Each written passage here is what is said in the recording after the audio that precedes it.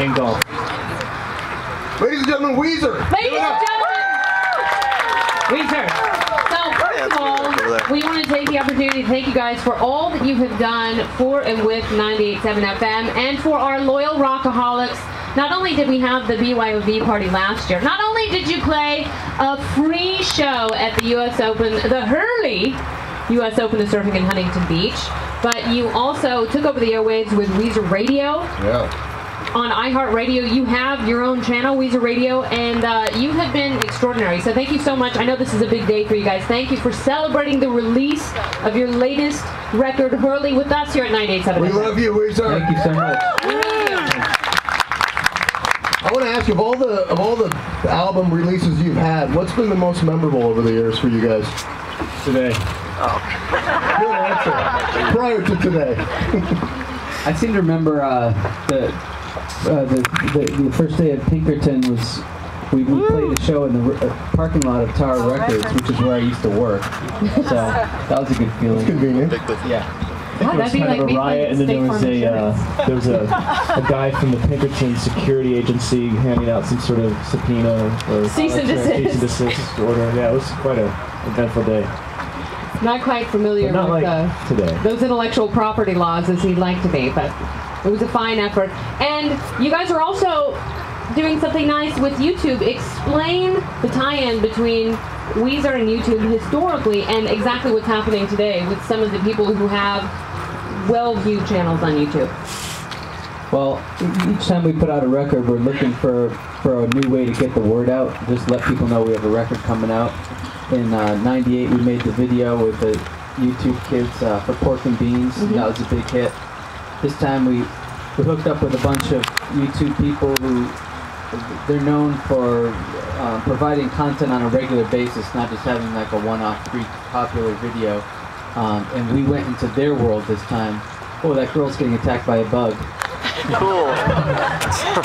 So we went and gotten their videos this time instead of asking them to come to ours. And I guess they all came out today, and if you go to YouTube, you're bound to run into Weezer doing something.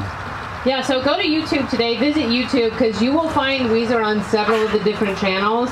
And it's really smart promotion. How has promoting a record changed since the first record came out? Oh, look, there are my cards. Cool. Well, it's definitely a very different world. When we put out our first record in '94, there were, no one was using cell phones or the internet. I'd call my manager from a payphone at the truck stop and communicate via faxes at the hotel. And, so it's a different world now. But yeah, if you're a little creative, you can think of something like this YouTube thing, and we're reaching about 10 million people through these videos, and that's about 3 times what you get playing the Letterman show or something like that. Well, it's funny because the other day I was at the MTV Video Music Awards, and I thought this is so anachronistic because MTV doesn't play a lot of videos anymore. Yeah. So you have to get creative. There are people out there who want to see you. Do they have the MTV Reality TV Awards? They should. That would be huge. And all they would have to do is award their own shows. Because if you moved to the Jersey Shore, you might be able to achieve the same level of promotion as you would with YouTube. I think it's the next record's promotion, for sure. I think it should just be called The Situation. How is the writing? You talked about how things have changed with internet and radio and album promotions. What about the writing for Weezer? How's it changed over the years for you guys? Actually, it hasn't changed very much. I mean, a lot of it is just sitting down with an acoustic guitar and a notepad. And music first or lyrics first?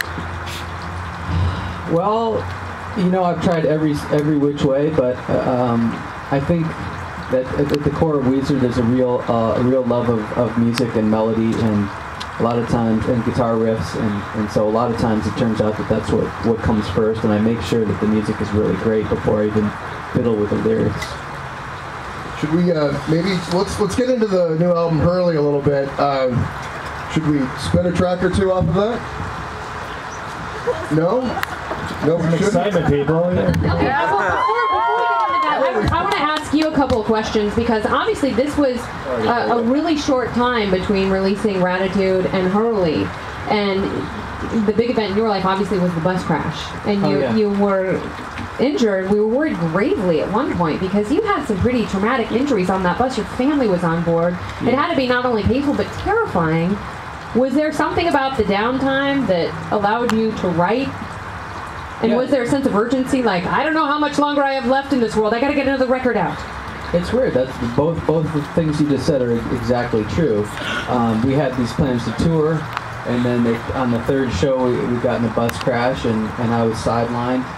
And then I had like 2 months where I was just sitting around, and I found that whenever I worked on music, all my pain went away. I didn't even notice if I had broken bones or whatever. I was just having so much fun working on music, writing songs. So, I came up with a lot of stuff during those months.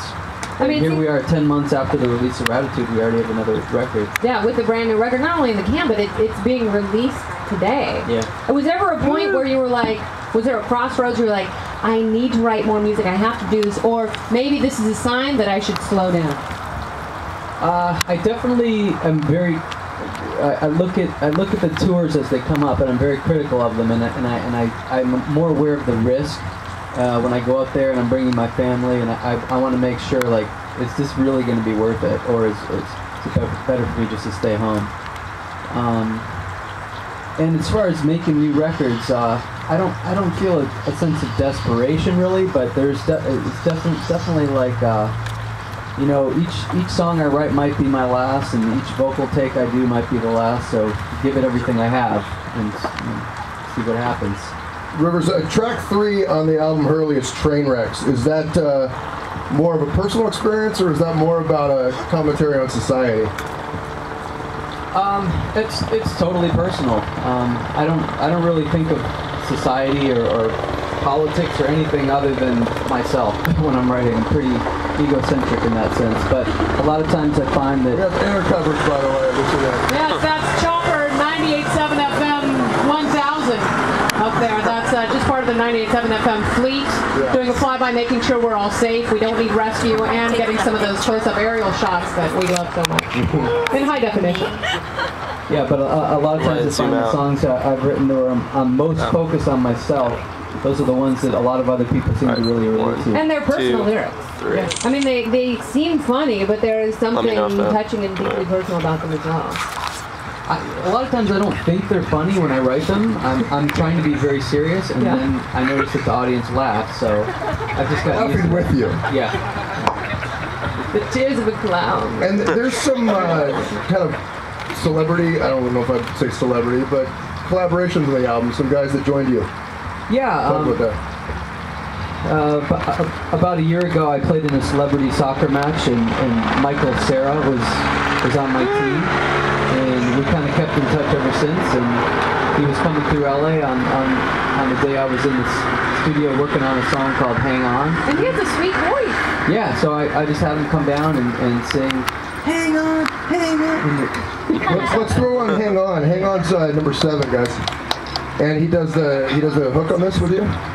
He does the chorus? There's a background vocal hook, and he also plays the pseudo mandolin. That's not easy. That actually takes a lot of dexterity. He's actually a very accomplished guitar player. You can tell. He's got the ease of spirit. And the Jackass guys are on Memory, is that right? That's right.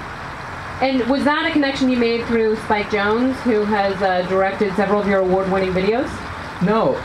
We've actually known Johnny Knoxville since 91, 92, before any of us had made it. Yeah. And, so we're kind of from the same scene. This is "Hang On."